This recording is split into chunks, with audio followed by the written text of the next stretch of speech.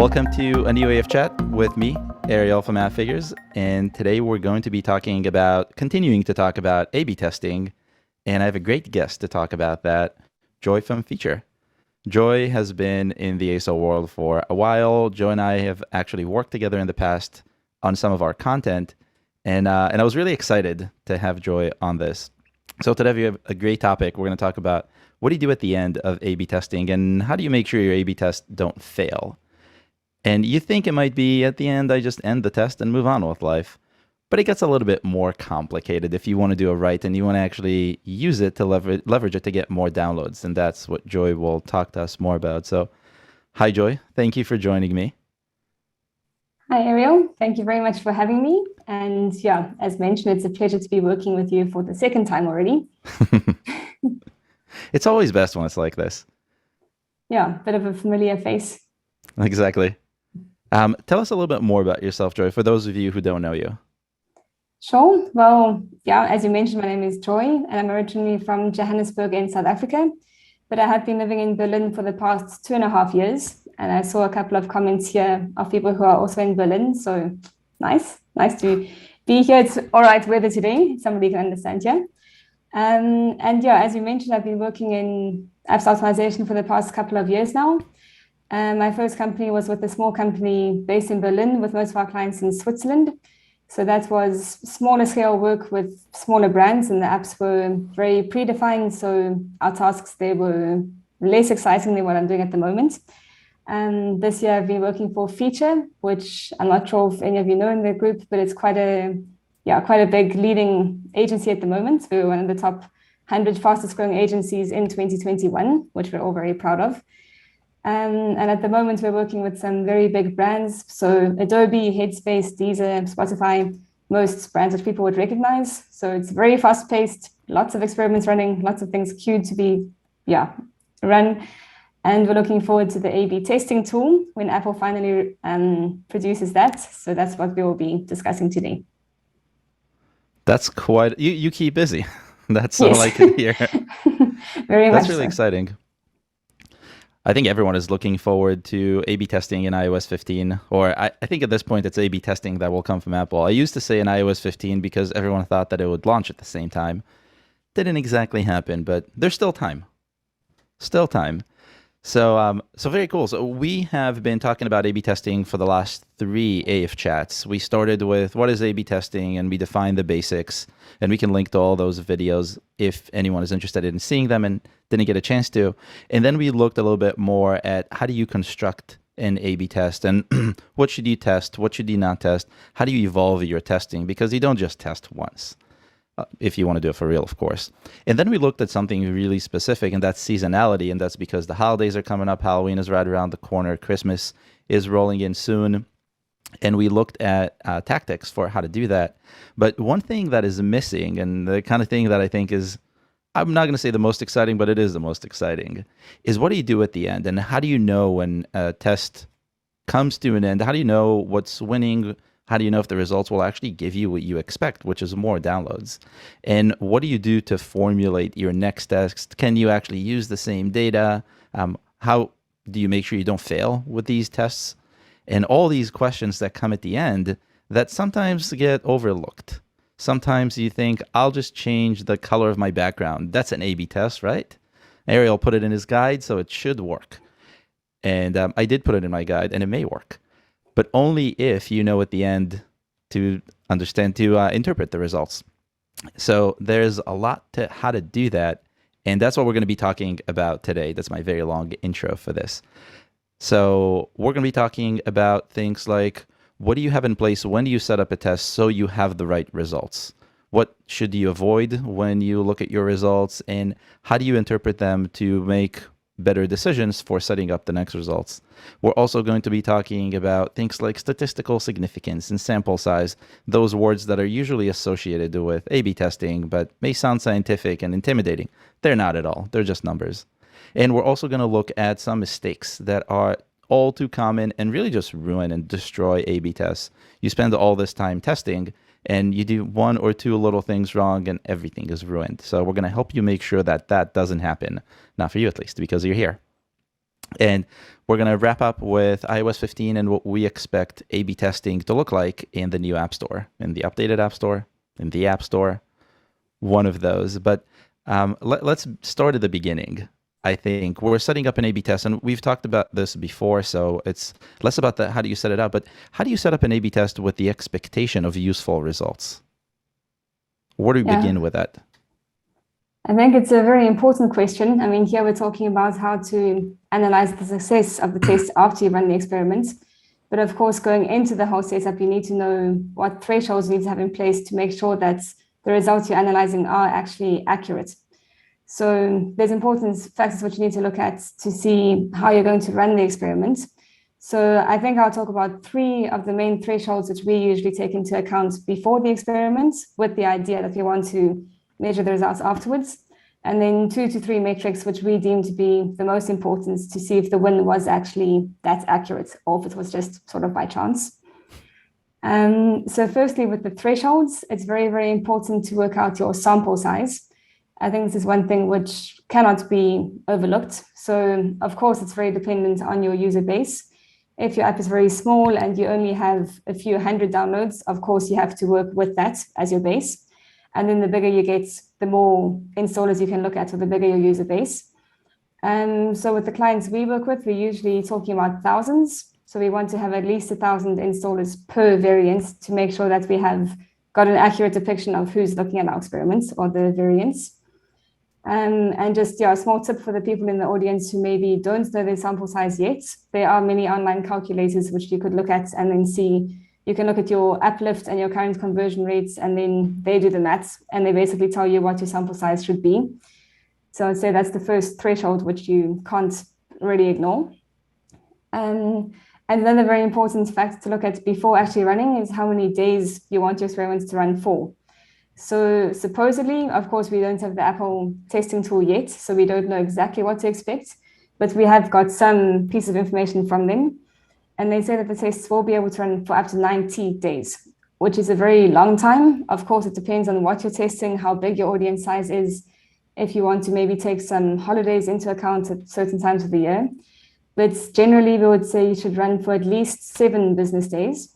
If you do anything shorter than this, it's just not that accurate because, of course, the weekends will bring in different statistics compared to a Monday when maybe more people are on their phones instead of working, or maybe on the weekends they were taking the day off, so they just weren't looking at the App Store. So to run for at least 7 days is definitely of high priority. And then also, as Ariel mentioned, one of the scientific sounding terms, but it's not actually that complicated, is your statistical significance. So for Google, at the moment, they have a 90% confidence level, which basically means that they're 90% confident that the people who downloaded your variants did that with intention, and it wasn't just by chance. So for Apple, we are hoping for hopefully a higher statistical significance, maybe 95 to 99% would just bring in the results that much more accurately. Maybe it's too much to ask for, but I guess we'll find out when the tool is delivered. So those are our minimal things. Ariel, I'm not sure if you want to comment on those already. Well, where do I begin? I guess I'll begin at the beginning. One of the questions that I get every time I talk to anyone about A/B testing is, what do I do if I don't have enough people to A/B test? So you said 1,000, and 1,000 is definitely a decent size and a good starting point. And one of the tools that you have is all these 3 work together. Maybe the first 2, less so the statistical significance. And we'll talk about statistical significance in a little bit more depth in a second. But really, you have a number of people and amount of time that you test. So if one of those is lower and the other is higher, it's really a balancing act. So if you have a lot of users, you can test for a short amount of time. Of course, accounting for weekends and other types of seasonality is problematic, but that's too complicated, so we'll leave that alone for now. But if you just want to run a quick test and you have thousands and thousands of impressions in the App Store, millions maybe, in a short span of time, that could be as good as someone who's testing for 30 days with a slightly lower number of impressions. And so you have this sort of balancing act that you can play if you don't have enough of one versus the other, because time you control. And with Apple, to some extent. And so these are really they're the pillars of setting up an experiment. And if you're just thinking, I'll do whatever Apple tells me or whatever Google gives me by default when you do it in the developer console, it may work, but it may not work. And that's another one of those things where the more you experiment, the more you'll build what works for you. And you'll get to see it when you see things like statistical significance. So statistical significance is a statistical calculation. There's some formulas and there are calculators online that will do all the work for you. I don't think anyone is expected to do this by hand, which is less fun than you would expect. And the idea is that you want to make sure that when you ran a test, even if you saw success in the results, meaning the B one versus the A, you had more downloads with one versus the other, you want to make sure that this is not a fluke, this is not a mistake, this is not an accident, and so that the intent is there and it will happen again. And that's what you use statistical significance for. And I actually wrote about statistical significance in a guide on A/B testing. If anyone is interested, we can link to that.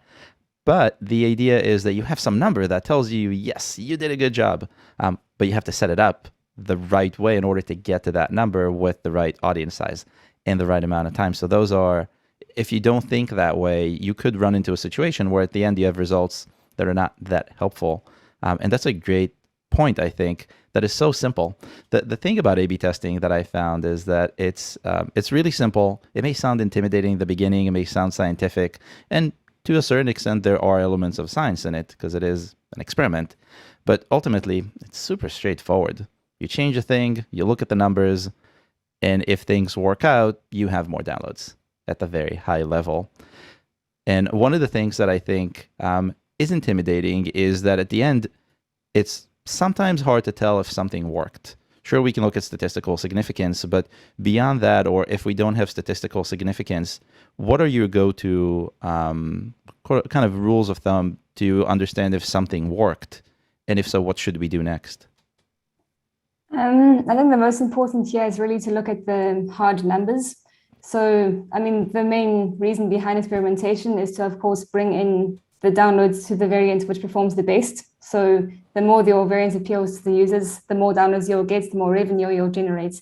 So we really want to work on increasing our number of downloads.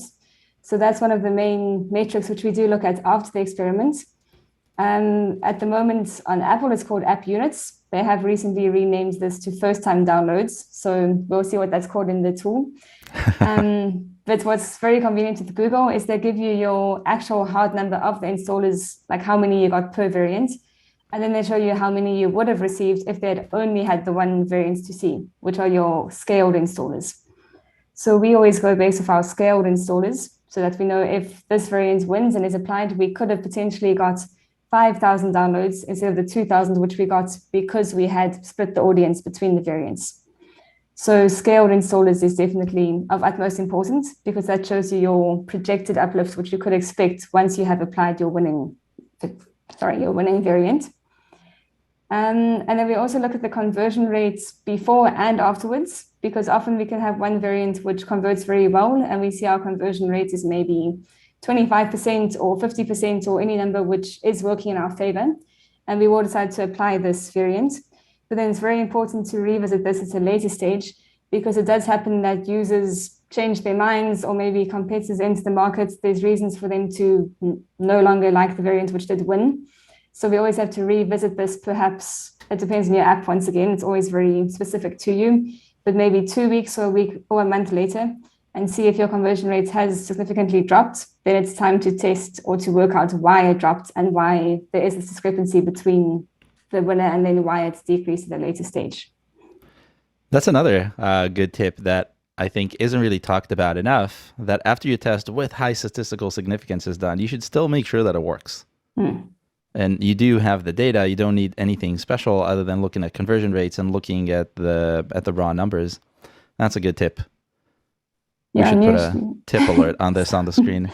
It's the little things with A/B testing, the way I see it. If and the more you do this, the more these become just second nature. You do this as part of what you do, which is why agencies are good at getting results. And that is why it's difficult, or not difficult with A/B testing, but just important to have this constant iteration and constant monitoring of what is and isn't working.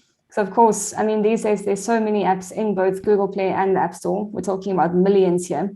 So with competitors entering all the time, I mean, there could be small things like a TikTok influencer mentioning something about a photo editing app, and then suddenly their conversion rate spikes like crazy.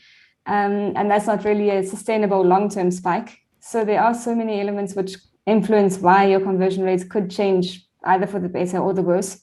So just to constantly monitor what's happening and always see if it was influenced by your own work or something which happened externally, and then how you can also profit from this and perhaps, be mentioned more frequently if you really do have a great app and great service offering. Yeah, absolutely. And I think experimentation it's more of a mindset than just a one-time task. And so if you have this and you're thinking about this, you run a test, you see the results, you apply the results, you make sure that they remain consistent, then you can continue and refine. Something we looked at a couple of AF chats ago with how do you refine. And one of the easy ways to refine is by seeing what worked and what didn't work in your current experiment. Again, interpreting the results. But one of the things that I think some of the viewers here would be very interested in is what sort of things have you seen, common mistakes that you've seen developers make and marketers make when they set these up or when they interpret the results that really make the experiment unnecessary or not useful at the end? Well, this question sort of links to what we were saying with what you should do when you actually set up the experiment. So see what you want to achieve. And if you aren't working with this goal in mind and you're going to make changes along the way, that's already a mistake because you set up these thresholds or the KPIs which you hope to achieve with good intention, or you should have good reasoning behind what you're setting up. So if you change something along the way, then there's a chance that you are going to be ruining the experiment or making a mistake. So one simple example here would be the 7-day period. We always say you should run for at least 7 days. Of course, like I mentioned, it depends on why you're running the experiments, which markets, App Store, Play Store, but it should run for at least 7 days. And then often, I mean, Google does have it's exciting when you're running an experiment, you want to see, okay, this one's doing very well, let me apply it and see what happens. But this is known as a false win. So sometimes after 2 days, they'll say, oh, wow, congratulations, variant A has performed exceedingly. And then you apply it only to realize that only a certain, like a small percentage of your sample size saw the variant, or perhaps it was the weekend, so you weren't looking at an accurate sample size. And then you've already cut your test short and perhaps applied something which would have become a loss after the 7 days or 2 weeks or however long you would run it for. So just jumping the gun is something to definitely avoid. I think that's good advice for everything, for most things. Yeah, in life. But especially A/B testing, yeah. Yeah. Have you seen situations where an A/B test finished and you gave it enough time, and at the end you didn't have statistically significant results, and yet the results were still useful? We haven't actually had that situation yet, but I would still say that even if you don't have a test which isn't a success, it's a loss, it's still not lost learning. So you can still say, okay, what did not work? Or why didn't it work? And then you know not to apply it in the future. Or you can literally do the opposite and say it didn't work to have this image of a man, let me try with a woman. Then you're trying something to really counteract what did not work. But on statistical significance level, we haven't actually had that situation yet. I wonder if it's the kind of thing where, what would you do if you run into a case where you end up with results that aren't statistically significant? Would you change the test, or would you rerun it? Would you give it more time, a bigger audience maybe?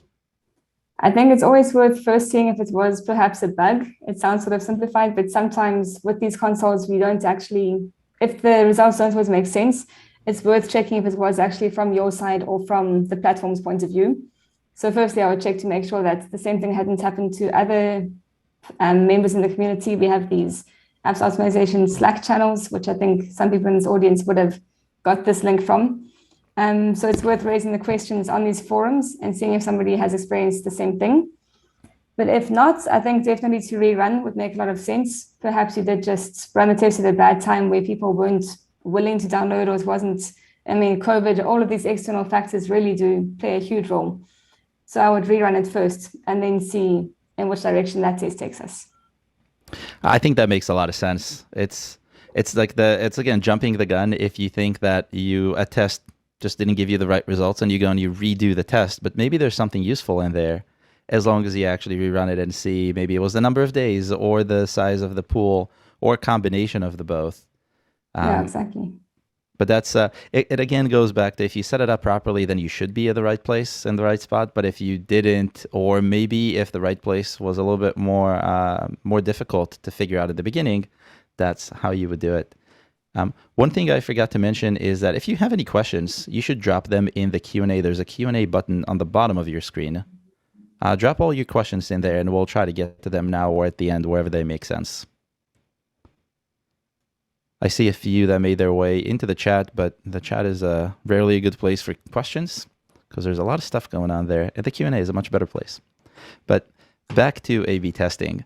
And so one of the things you mentioned briefly is that if a test failed, and by failing meaning that you still have statistically significant results, but they don't go with an improvement, meaning you tried to change something and it just flat out did not work. You didn't get any more downloads. How do you learn from that, or what is your process for learning and extracting really as much as you can out of it to set up the next test? And do you actually go ahead and set up a test immediately to see if those can be undone, or what is your process like?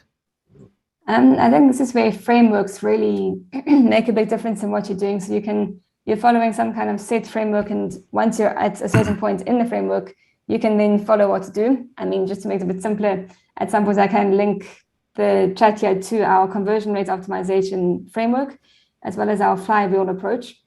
So what we do is we basically first bring it back to the drawing board. So if something hasn't gone well, then we bring back and we say, okay, what did we do? Why did we do it? And why didn't it work? And based off this, we will then make the iterations. So if we said, okay, I mean, just as an example, at the moment we have a client who's very, very traditional, and they've got a huge user base, and the company's been around for years.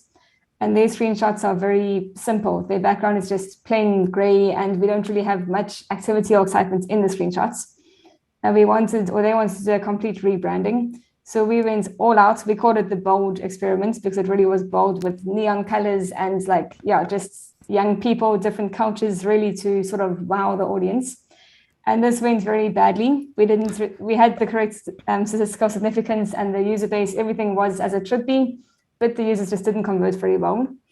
So I think because we did have good reasoning behind it, it is worth testing a couple more iterations of that. You could, I mean, as long as you know exactly what you're testing and why, you can keep running these experiments perhaps for 2 or 3 rounds, because then after that, if all 3 rounds go very badly, you can say, okay, it was the overall design which didn't work for our audience. We're just targeting the wrong age group or the wrong gender here.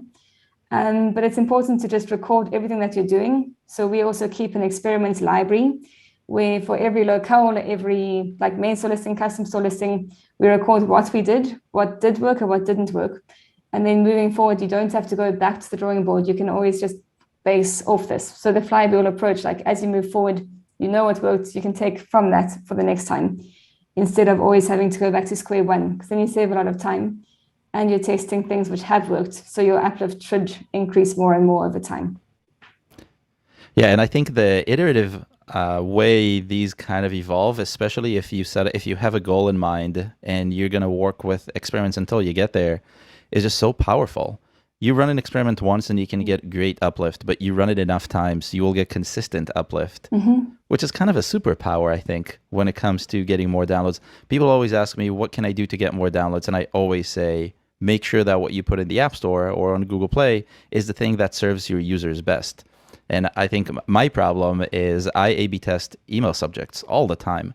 I think I've said that in every AF chat about A/B testing so far, maybe in every AF chat in period. But it is all about, there's a subject that I'm sure will work. I know it will work because the words are the right words and the lingo is the right lingo and the length is the right length. But I always try some other ones alongside with it, and I don't always win. So that's really the same thing. Users are so different, like you were saying, different times of the day, different genders, different age groups, different desires in general, different trends in the market.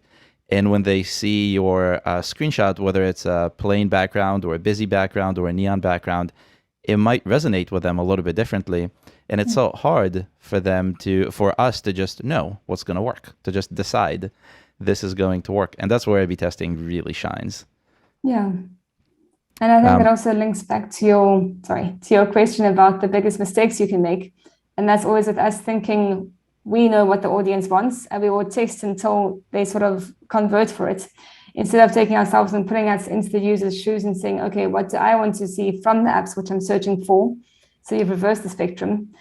And just also another tip to add to the tip box would be then to read your user reviews as well as your competitors, because often that's like the holy grail of secrets where people, they're commenting to say what they do and don't like about your app. And you can really use that to then optimize your screenshots to suit the ones which were positive reviews. So if they say, I downloaded this app because I wanted my food to be delivered quickly, then screenshot number 1 can say fast delivery time. Or if somebody comments and they say they downloaded the selfie app because they wanted to change their eyes to blue, and then they realize that they weren't able to do that with the app, then you should either get rid of that screenshot if you had it, or just make sure that your screenshots really do showcase what the users can expect to find in the app. So it's that link between what the users want and what you can showcase to them. and and this diverges a little bit outside of A/B testing, but A/B testing is a great tool to figure that out. That is reviews, and reviews are a treasure trove of what you should do and how you should speak about what you do or have or don't have or fight against. It's such a great tool. I wrote a guide about that too, specifically about reading reviews from the competition and analyzing them, because I think if you're not doing that and you have an app or game on the store, mostly apps I would say at this point, then you're just missing out. And if your competitors are doing that, you're at a real disadvantage. And it's so easy too. That's one of the things. You go in, you type in the right filter, at least on our side, and we'll show you all the things that you need to see with alerts and everything else, so you can be on top of it very easily, for competitors and also for your own app. And so definitely this gets a tip ×2 on the screen. If we had those screen overlays for the recording, we'll have an overlay tip x2. There are some questions from the audience that are starting to pile up that I think we can talk about. So one of the questions that got upvoted to the top from Hagar, she says, if we're not reaching statistical significance, would you recommend the testing again with only the variations that are winning? That's an interesting question. So limit the, I guess, how would you define winning if you have only a handful of variants? I would probably say no to this. What is your take? Well, I would also say it depends on what you classify as winning. So Yeah. with Google, sometimes they will say, yes, you've won, you can apply it. But that's what we were saying. If it's only been 2 days, it isn't a true win. So if you have run your experiments for 2 weeks and you've seen, okay, 2 of the 3 variants have both performed very closely to each other and the third one's performed badly, I would still recommend applying the win, which was the more clear one. But then based off that, you could make further iterations. So, I mean, it depends on how many variants you're running. But if you do have 2 which have done well, then I would say really optimize those, because you know that they will bring in uplift. Now it's hard to bring in more uplift from them. And the one which didn't perform badly, I guess that goes to show that the audience didn't convert well for that. So then you can learn from what didn't work there, the difference between that one and your successful variants, and then work on testing the winners. I would do that. Yeah, I think that's a great approach. You refine basically your test. You're not just retrying it as is. If you have some sort of a win in there, and instead find something to make better. And that's we did a panel years ago, and someone asked, "What do you test first?" And it was an interesting question, because it really depends on the app and what you're trying to do and what your audience is like and what do you have currently. But one of the things that I heard from someone was that you start with the biggest thing that you can test, the bowl test, and then you slowly zoom in. And this is, in a way to do that.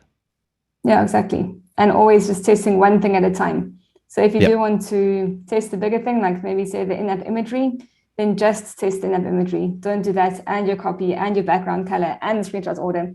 Otherwise, you might get a win, but you won't know what the win came from. So then it doesn't help you that much.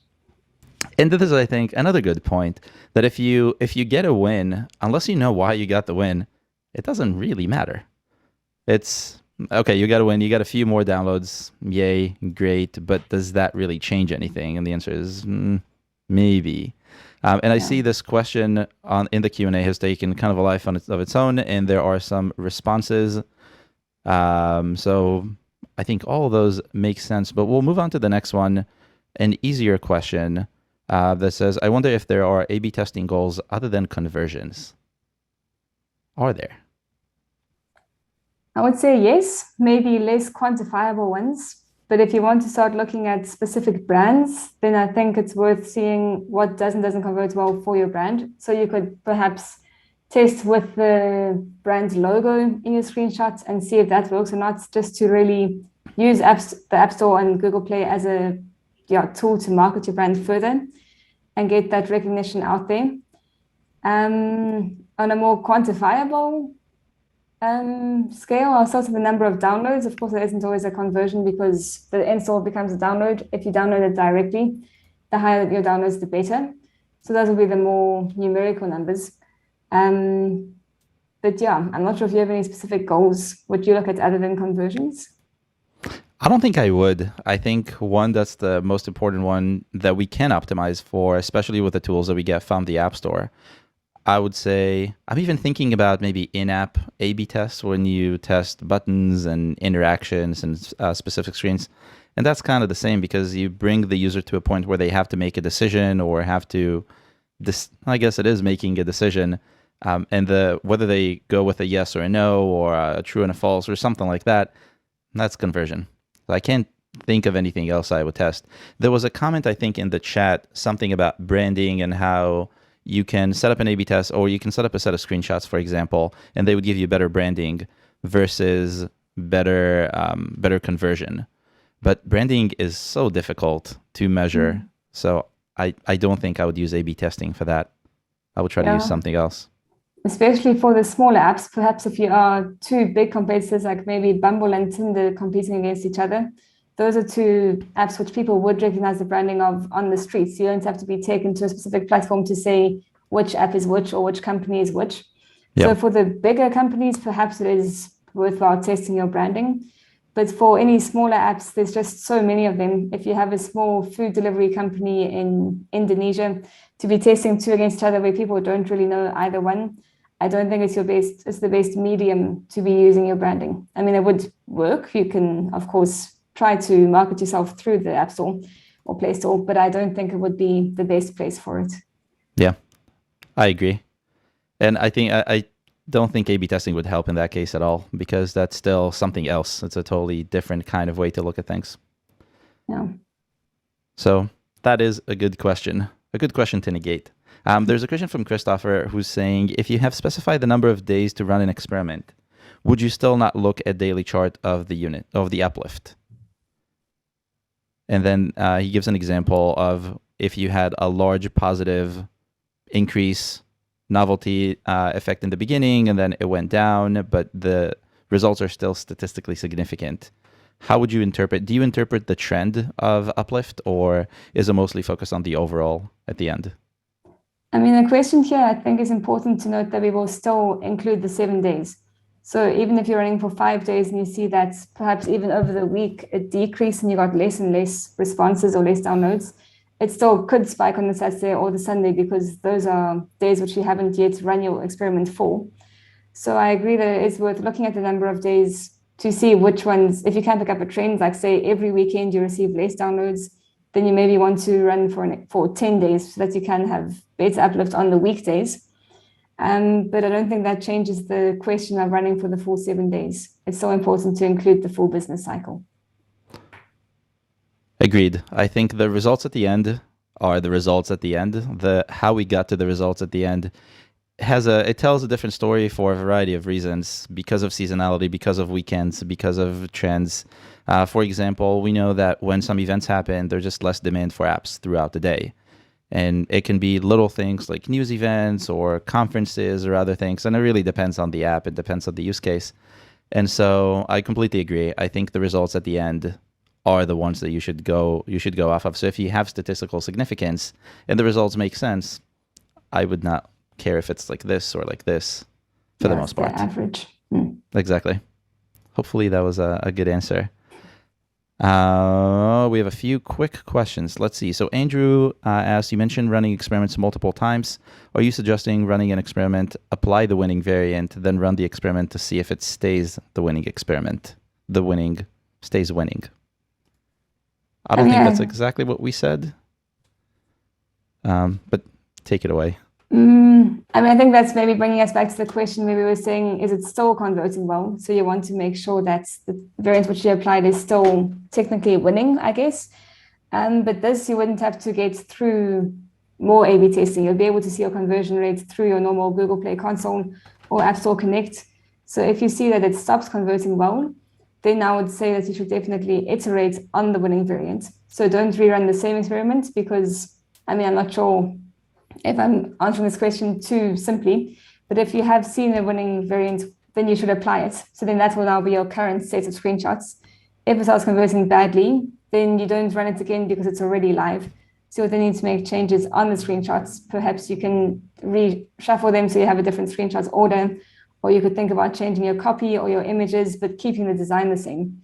And then see if that's either brings the conversion back up to where it was or even takes it further.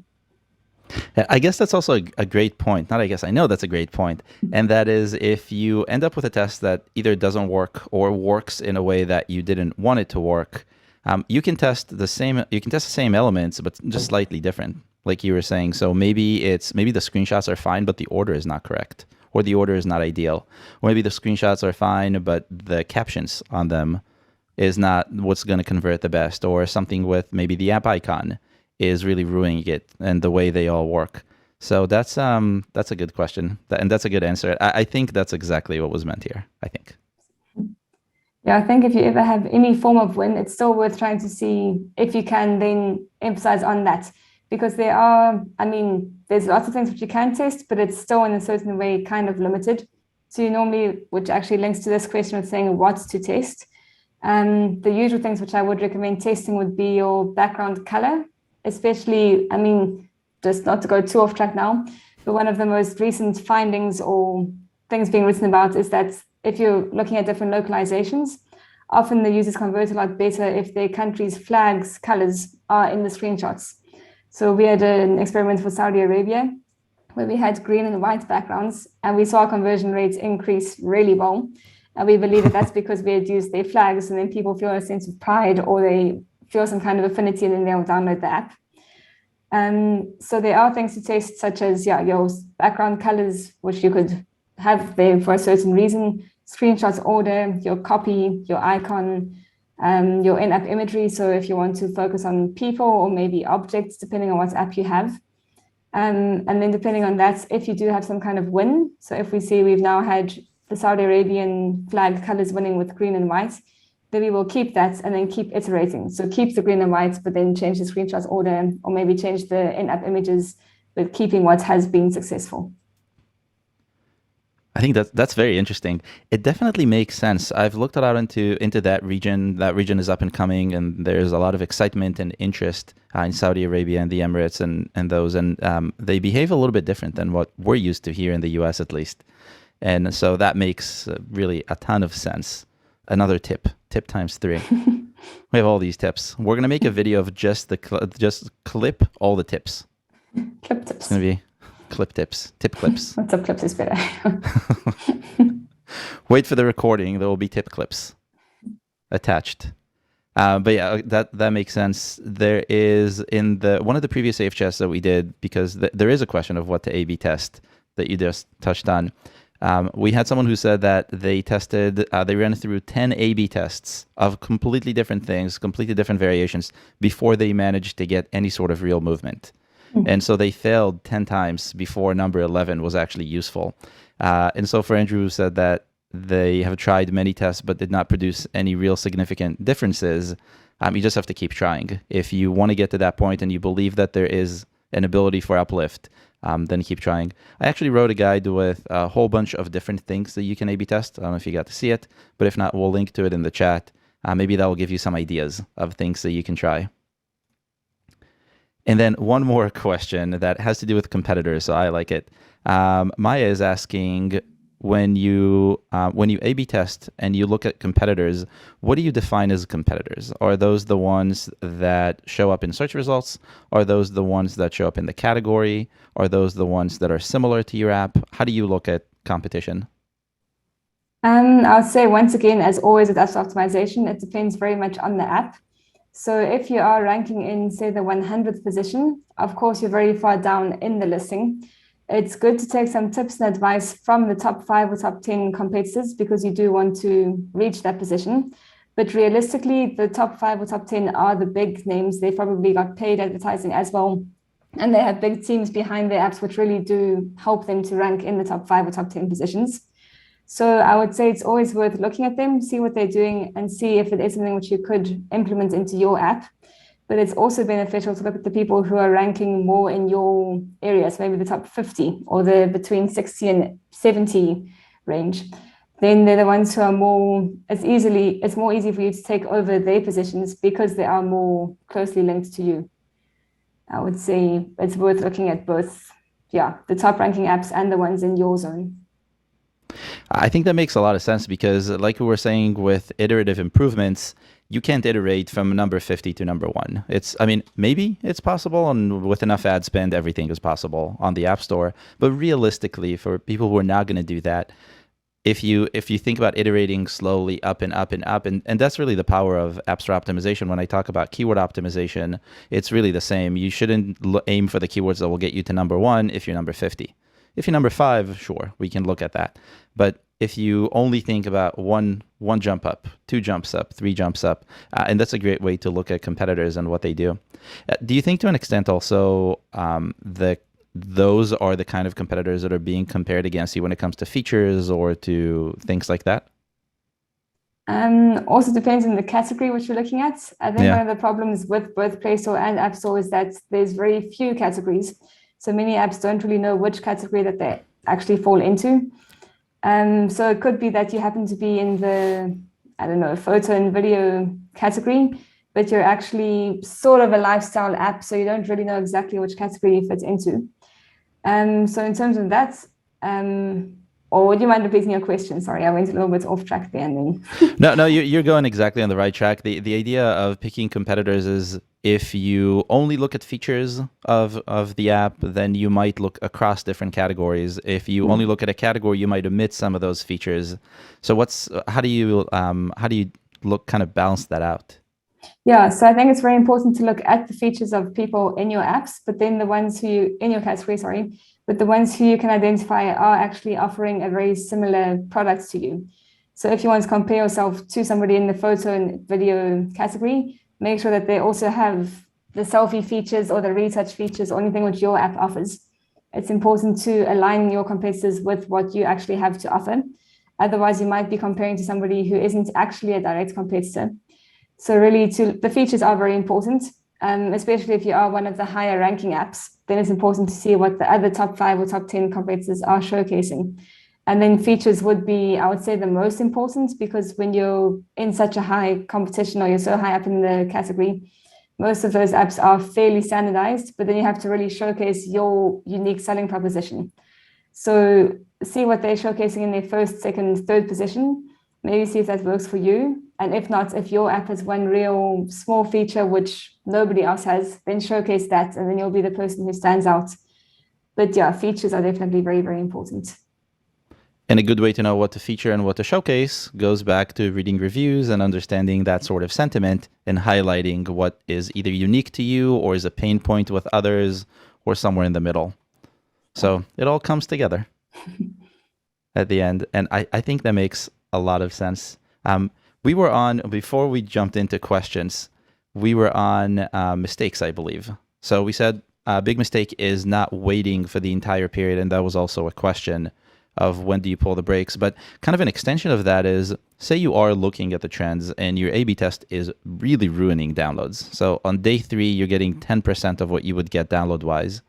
Would you hit the brakes and say, no, slow down? Or would you say, let's continue? We said 7 days, we're doing 7 days. If it's going really badly, we will hit the brakes, especially if it's one of our locales which have a huge audience. So if it's a small, usually the custom store listings have a much smaller audience for Google Play. Apple, we don't have main store and custom store listings. Maybe it will change. Soonish. Not sure. But for now, looking at Google Play, for the custom store listings, even if it's going quite badly, then we allow it to run for a full 7-day cycle, because we know that with the overall picture, these installers won't have a huge impact on our overall conversion rate and overall uplift. But if it is like our US main store listing, of course, there's millions of downloads coming from there. If it's going very badly, it's not worth running for the full 7 days, because I mean, maybe if it's like 2 or 3 days and it's starting to improve, you can check it on a daily basis. But it's unlikely that if it's a very clear loss, that there will suddenly be a miracle and you're going to have a win. So on the losing side or the loss side, I would definitely recommend stopping it if it's very clear that you won't have a win. Then there's no point in losing more. Yeah, I think that's also a good point. And I think the threshold is going to be a little bit different, depends on, like you were saying, the local markets or main listings, and also different thresholds for different people. Some people can take a 10% hit and be okay with it, and some people wouldn't, or some people can wait a little bit more.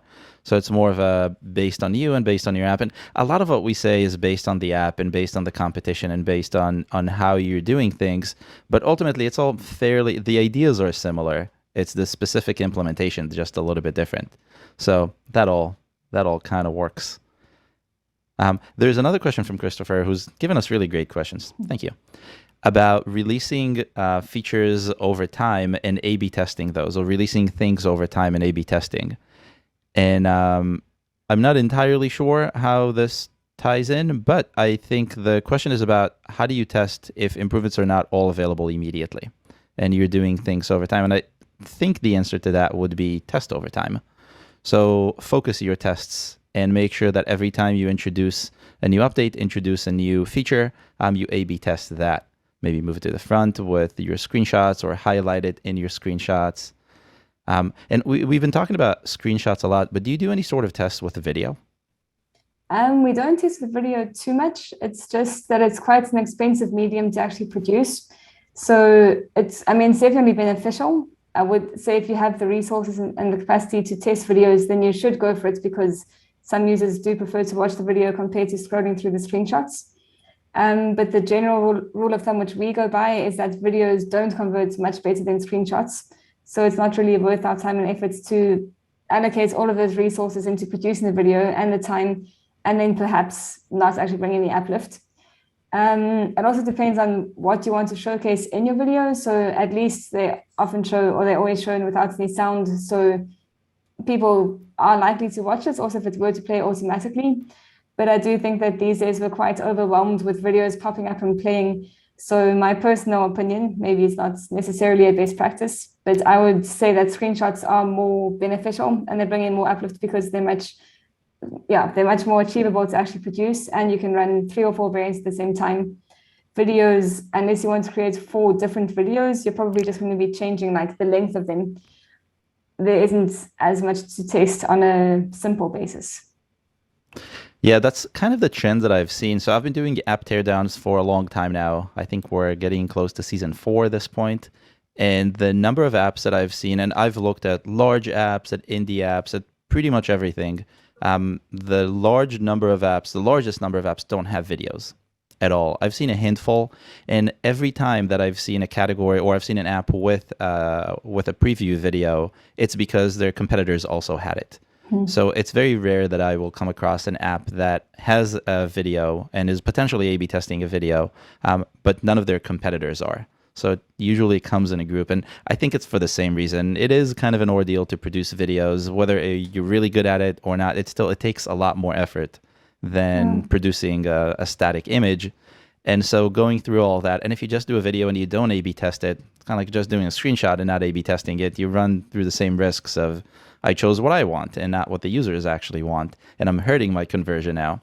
And so this makes a lot of sense. I wish it was a little bit easier. And I know there are a lot of, especially these days, there are a lot of apps that will make it easier to produce videos. Not great yet. And I don't think I would call them super professional. They're good for personal stuff, maybe. But it's still something that I expect to see more of, especially as we now get the ability to A/B test in the App Store. And I bet you enough people will A/B test videos right in the App Store to see the differences, and we'll know more about it in a few months. Yeah.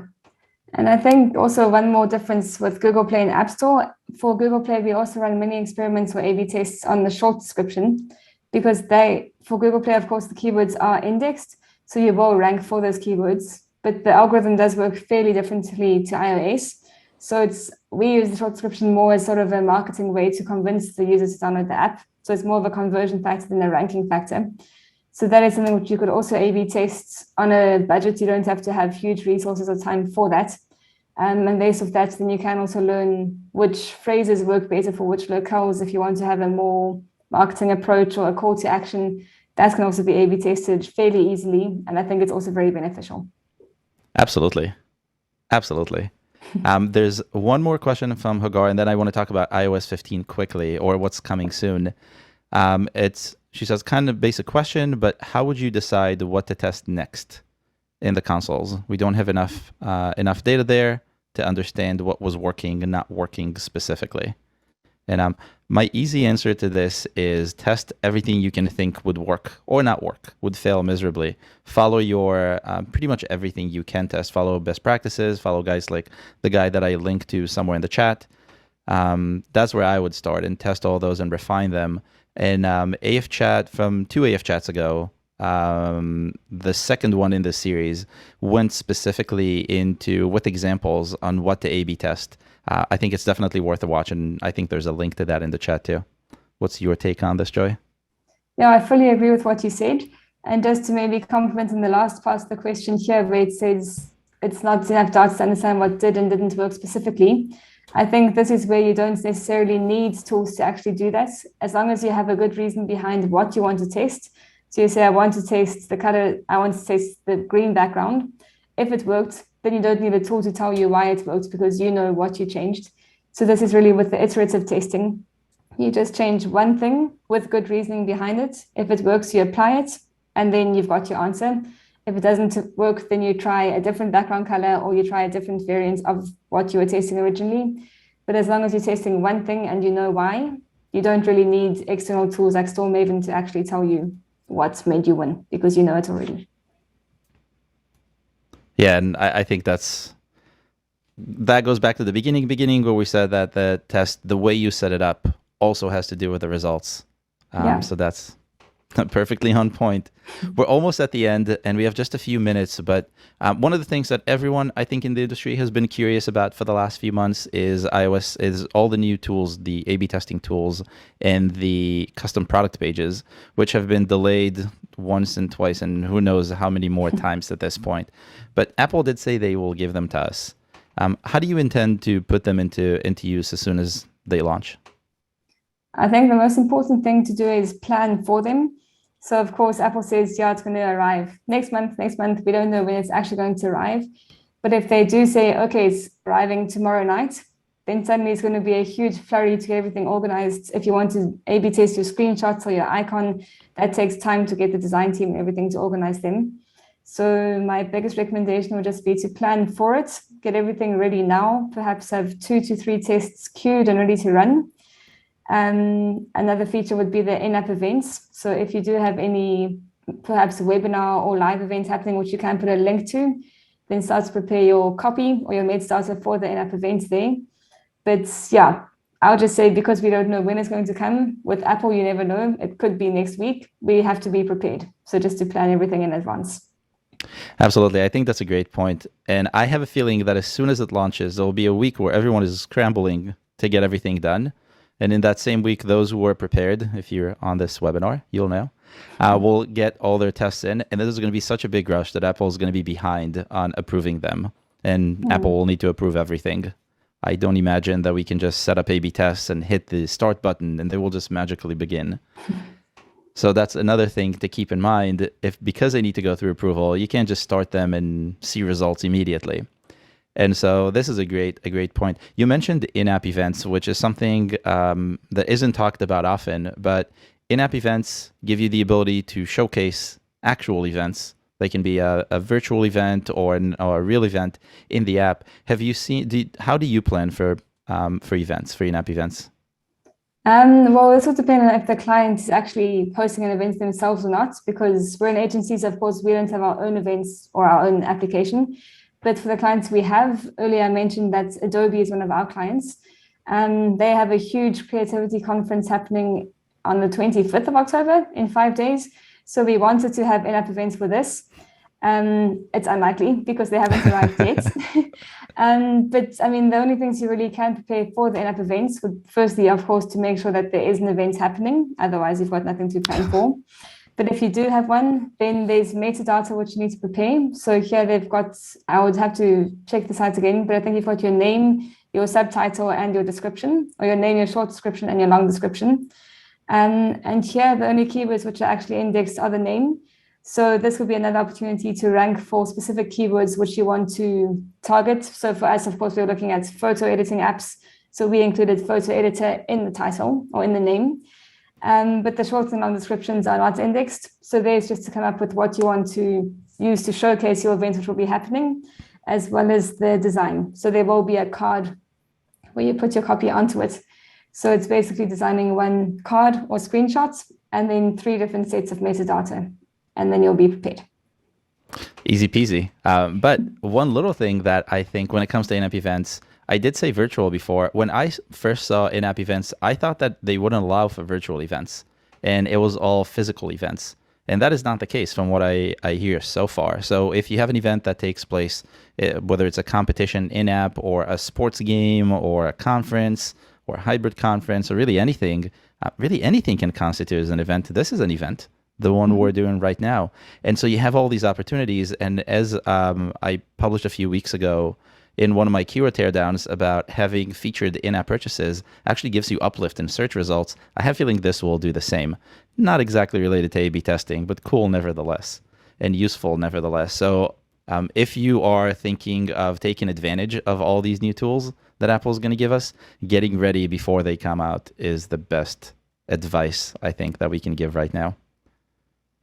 And on this note, I think we're right on time. We did not run out of time this time so quickly, which is great. That's very punctual. Yep. Well done, Joy. Thank you. We'll end it here. Joy, again, thank you very much for joining me. This was great. This was even better than I expected. And I've been exciting for this for a while now since I knew we're going to do this. Hopefully you enjoyed it as well. Thank you for all the questions. Hopefully we answer them properly. If you want to find me and ask me more questions, my email, I'll share my email. You can find me on LinkedIn and on Twitter pretty easily. And on YouTube these days. I started a new YouTube channel or new YouTube series with weekly news. And so you can find me in a variety of places and you can ask me questions about App Store optimization and A/B testing, wherever you'd like. How can people contact you if they want to ask you questions, Joy? I'm also on LinkedIn. I think for this event, if people find the link, then my details should be there. I can also drop it in the chat. But yeah, Joy Staples is my name. And I think LinkedIn is the best way to find me. Perfect. We can include a link to that in the article we do at the end. Awesome. Perfect. Again, thank you, Joy. This was great. Thank you, everyone, for attending from all different countries of the world. And we'll see you again next month with a new AF Chat.